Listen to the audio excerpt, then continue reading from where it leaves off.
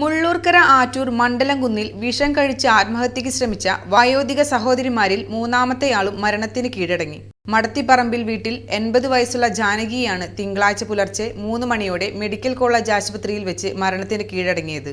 കഴിഞ്ഞ വെള്ളിയാഴ്ച രാവിലെയാണ് സഹോദരന്മാരായ 3 പേരെയും വീടിനുള്ളിൽ വിഷം കഴിച്ച് അവശനിലയിൽ കണ്ടെത്തിയത്. ഉടൻ തന്നെ ആശുപത്രിയിൽ എത്തിച്ചെങ്കിലും സരോജിനി സംഭവ ദിവസം തന്നെ മരിച്ചിരുന്നു. തൊട്ടു പിന്നാലെയാണ് മൂത്ത സഹോദരി 83 വയസ്സുള്ള ദേവകി ശനിയാഴ്ച വൈകിട്ട് 3:30 തൃശൂർ മെഡിക്കൽ കോളേജ് ആശുപത്രിയിൽ വെച്ച് ചികിത്സയിലിരിക്കെ മരിച്ചത്. അതീവ ഗുരുതരാവസ്ഥയിൽ തൃശൂർ മെഡിക്കൽ കോളേജ് ആശുപത്രിയിൽ ചികിത്സയിലിരിക്കെയാണ് മൂന്നാമത്തെയാളും മരണത്തിന് കീഴടങ്ങിയത്. അവിവാഹിതരായ 3 സഹോദരിമാരും ഒരുമിച്ചായിരുന്നു താമസം. സാമ്പത്തിക ഭദ്രതയുള്ള കുടുംബത്തിൽ ഇത്തരമൊരു കടുങ്കൈ പ്രേരിപ്പിച്ചത് എന്താണെന്ന കാര്യത്തിൽ വ്യക്തതയില്ല. സംഭവസ്ഥലത്ത് പോലീസ് വിശദമായ പരിശോധന നടത്തി.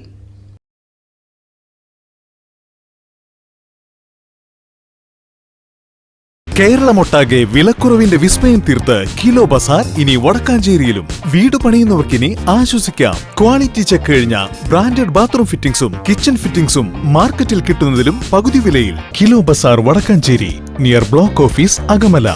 കോൺടാക്ട് 9037 921 329.